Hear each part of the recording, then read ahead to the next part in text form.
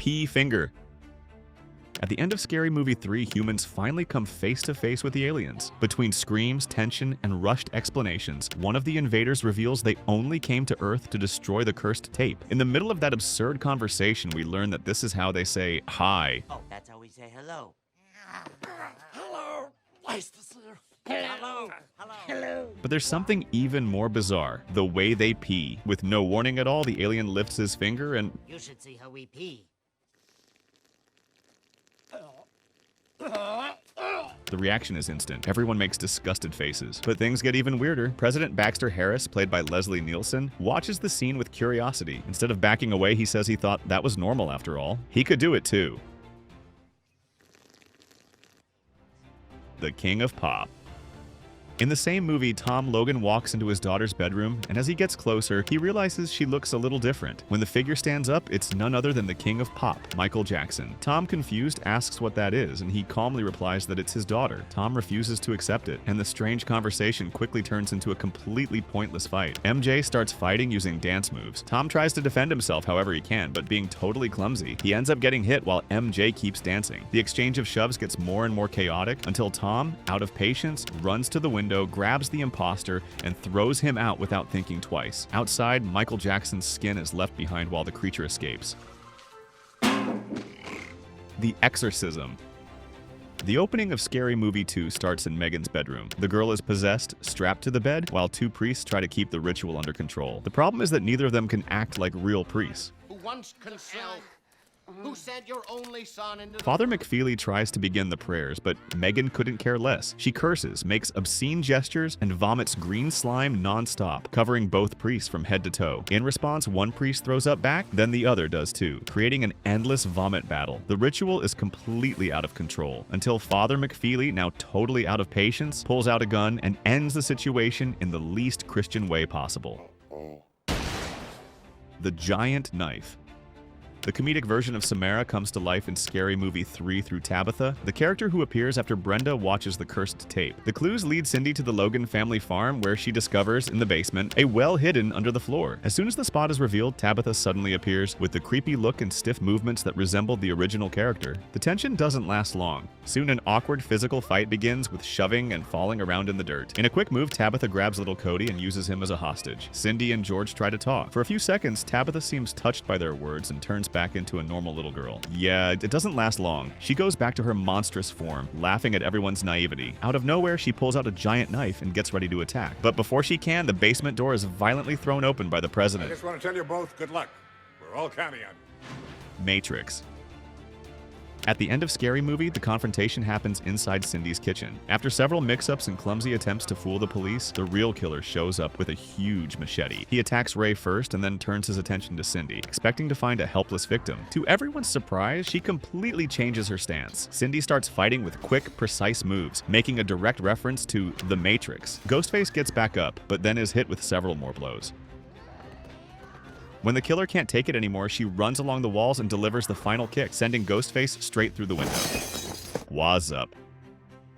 Shorty is sprawled out on the couch watching a basketball game with his friends when the phone rings. On the other end of the line is Ghostface, ready to deliver his usual threat. Instead, he talks to the killer in a super chill way and just lets out a casual. To his friend who walks in,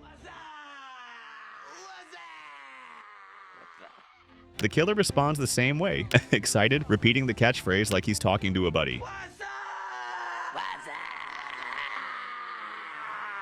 The call doesn't stop there. Soon the camera cuts to other rooms in the house, showing more friends answering different phones, and all repeating the same thing. In seconds, the entire house is yelling the catchphrase at the same time, while the killer stays on the line, fully joining in on the joke. This is probably the most famous scene in the franchise. Disastrous rhyme. The rap battle in Scary Movie 3 is a direct parody of the intense vibe of 8 Mile. The setting is a packed club, with the crowd surrounding the stage waiting for heavy bars. George Logan steps up confidently, even though he's completely out of place there. Around him are Cindy, Brenda, and several famous rappers like Fat Joe and Master P, all watching to see how it's going to turn out. When the battle begins, George takes a dramatic stance, stares at the mic as if he's facing the biggest challenge of his life, and starts rapping. Instead of attacking his opponent, he starts exposing all his own flaws, traumas, embarrassments, and awkward situations. The result is a completely unintentional victory for George, who wins and drives the crowd crazy. But then comes the next scene.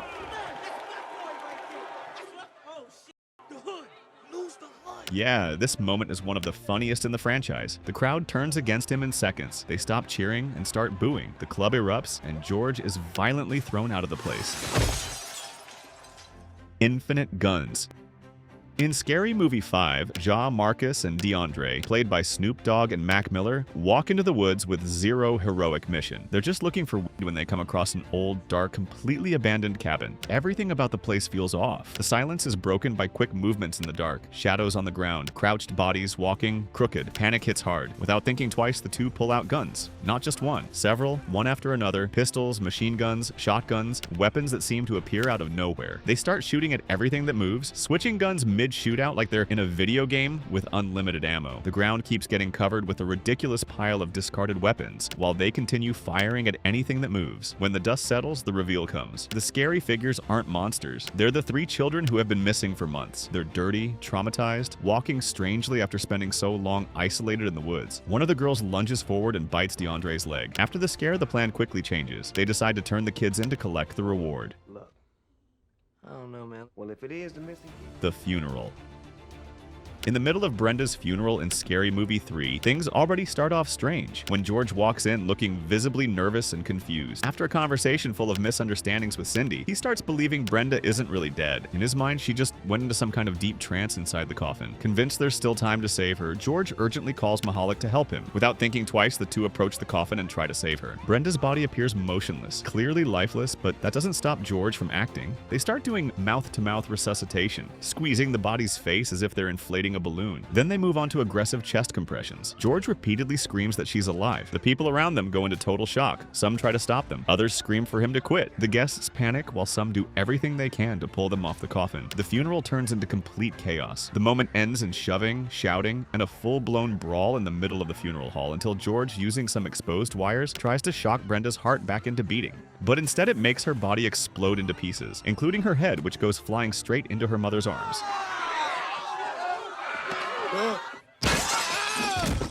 Golden Girl. The boxing scene in Scary Movie 4 starts as a direct parody of $1 Million Baby. Ring, crowd, dramatic soundtrack. Cindy walks in focused. Her opponent looks like a caricature version of Mike Tyson and proves it right away by biting the referee's ear off. Shortly after, completely out of nowhere, Cindy misses a punch and is about to slam her neck into the stool, but her trainer sacrifices himself. The fall is hard, fast, and followed by a loud crack of a neck snapping. Silence takes over for a second until the referee steps in to help, and the same cracking sound happens again. His neck snaps too. The scene turns into a completely insane chain reaction. People in the crowd start standing up in shock, leaning in to see better, and end up the same way. In just a few seconds, the entire arena is like this, and Cindy somehow makes it even worse. She starts attacking the bodies on the ground, biting everyone's ears off one by one. The giant hat.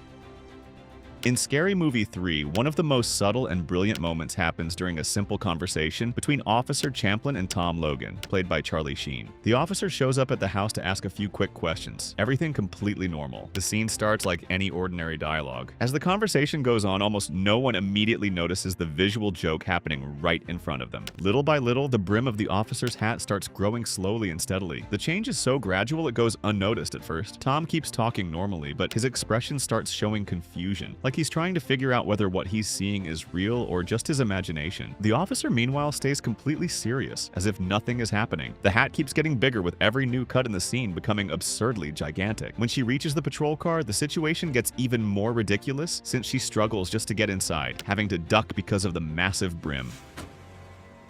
You all right, Tom? Last words. In Scary Movie 3, Tom Logan arrives desperate at the scene of a serious car accident. The victim is his wife, Annie. A truck crossed into her lane. The impact was brutal, and her car ended up crushed against a tree. The mood seems dramatic for about 2 seconds. Just seems. A police officer approaches with the strangest calm and starts explaining the situation. She says Annie was literally split in half at the waist. According to her, the only thing keeping Annie alive is the fact that the truck is still pressing her body against the tree. To make it even more absurd, the officer uses a hot dog as an example to show what her body looks like. Tom stares stares in shock, but he still doesn't get it. Then the officer tries using tacos to show that his wife is basically gone, but he still doesn't understand. Tom then walks over to his wife. While the truck is still there, Annie is somehow still able to talk, and instead of an emotional goodbye, she starts making completely unreasonable final requests. First, she tries to make Tom promise he'll never remarry. He agrees. Promise me you'll never remarry. Then she demands that he never be with another woman again. He dodges the promise. That makes her even more outraged than her actual physical condition, and shortly after, she dies. Dying worse than mystery. Hand in the food.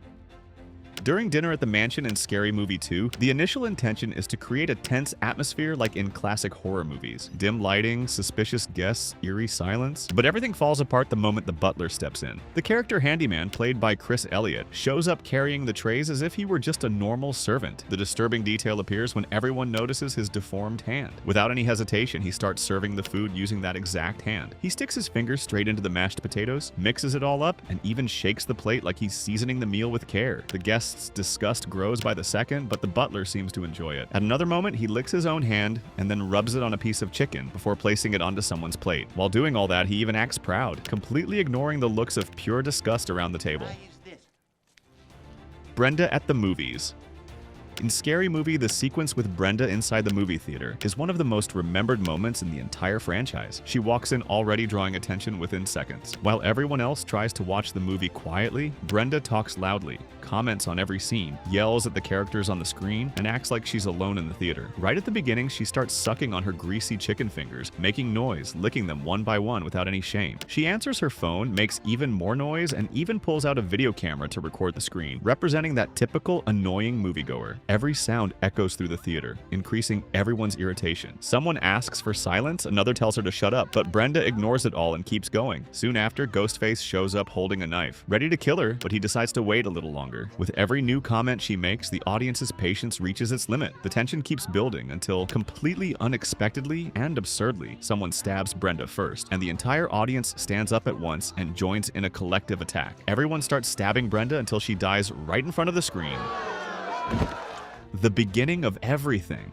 In the first movie of the franchise, the opening scene already sets the tone of the parody with Drew Decker, home alone answering a threatening phone call. What should feel tense instantly turns into a joke. On the other end, Ghostface asks her questions about horror movies, and she gets everything wrong, confused and innocent, not realizing the danger she's stepping into. When she senses the threat, she opens the door and hits a group of kids asking for Halloween candy with a baseball bat.